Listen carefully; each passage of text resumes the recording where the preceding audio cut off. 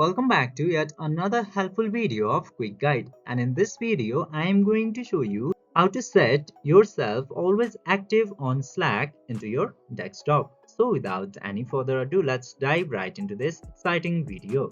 Now, in order to set yourself always active into Slack, you just simply have to open your Slack application at first, and after opening the Slack application, you will get to see this profile option at the bottom left corner.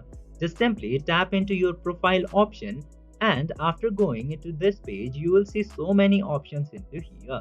You just simply have to click into this set yourself as active option in order to active your Slack into your desktop. Just simply tap into that option, and then your Slack will always be active into your desktop.